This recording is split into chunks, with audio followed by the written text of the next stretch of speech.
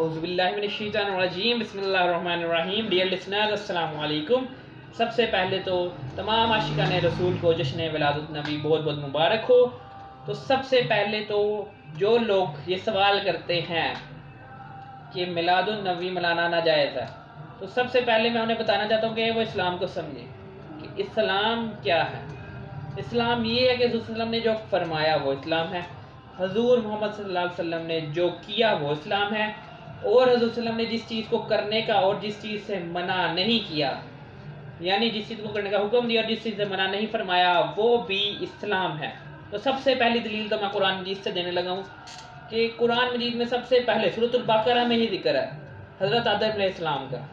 اللہ تعالیٰ نے حضرت آدم علیہ السلام کا میلاد کا خود کیا اور خود اس کا ذکر بھی قرآن میں کیا کہ سب سے پہلے فرشتوں کو جمع کر کے جب حضرت آدم علیہ السلام کے اندر روح پھونکی گئی اور کہا گیا کہ جیسے ہی آنکھ کھولے تو سارے فرشتے اس کو سجدہ کرو، سب فرشتوں نے سجدہ کیا سوائے ایک کے۔ تو آج جو لوگ یہ کہتے ہیں کہ یہ ناجائز ہے تو وہ اپنا موازنہ کریں گے وہ کدھر کھڑے ہیں۔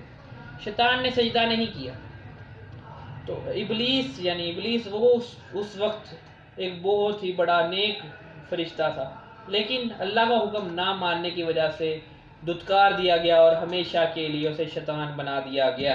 اسی طرح سورۃ القصص میں حضرت موسیٰ علیہ السلام کا میلاد ابتدائی 28 آیات میں ذکر کیا گیا ہے۔ اس کے بعد حضرت یحییٰ کا میلاد، اس کے بعد حضرت یحییٰ کے بعد حضرت مریم کا، اور پھر حضرت عیسیٰ علیہ السلام کا میلاد بھی قرآن مجید میں ذکر کیا گیا ہے۔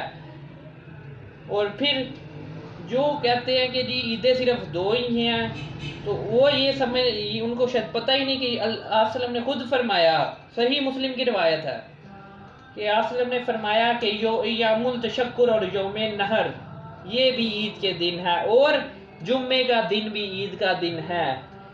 اور پوچھا گیا، سوال کیا کہ یہ جمعے کا دن کیسے عید کا دن ہے، تو آپ صلی اللہ علیہ وسلم نے فرمایا اس دن ہمارے باپ فیہ خلق آدم، یعنی آدم علیہ السلام پیدا ہوئے تھے، تو اسی لیے اللہ نے اس دن کو عید کا دن قرار دیا۔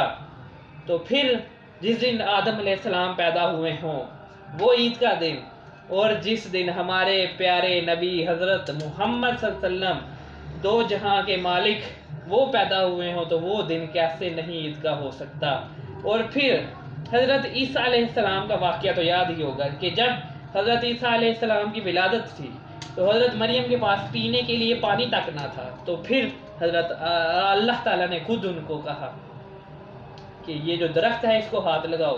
جیسے ہی اس درخت کو ہاتھ لگایا تو وہ درخت ہرا بھرا ہو گیا۔ تو اسی لیے حضور صلی اللہ علیہ وسلم کا میلاد وہ بھی ہمارے آقا کا، یہ کیسے ناجائز ہو سکتا ہے۔ اسی لیے اللہ تعالیٰ ہم سب کو اس چیز کو سمجھنے کی توفیق عطا فرمائے، کیونکہ اسلام صرف آج لوگ سمجھتے ہیں کہ میلاد صرف یہی ہے، یہ جو آج کل سجاوٹ یہ وغیرہ وغیرہ، کچھ لوگ سمجھتے ہیں یہ ہے تو یہ بہت برا کر رہے ہیں، ایسے ویسے ایسا نہیں ہے۔ اصل میں اگر میں سمجھتا ہوں کہ جو یہ سوال اٹھاتے ہیں انہوں نے تو یا تو انہوں نے قرآن کھولا ہی نہیں، اگر کھولا ہے تو اس کو پڑھا نہیں، اگر پڑھا ہے تو اس کو سمجھا ہی نہیں۔ اسی لیے اللہ تعالیٰ ہم کو قرآن مجید پڑھنے کی، اسلام کو سمجھنے کی توفیق عطا فرمائے۔ آج کے لیے ہمارا ٹاپک فی الوقت اتنا ہی۔ اللہ ہم سب کو عمل کی توفیق عطا فرمائے۔ اللہ حافظ۔ جاتے جاتے ہمارے چینل کو سبسکرائب کریں، لائک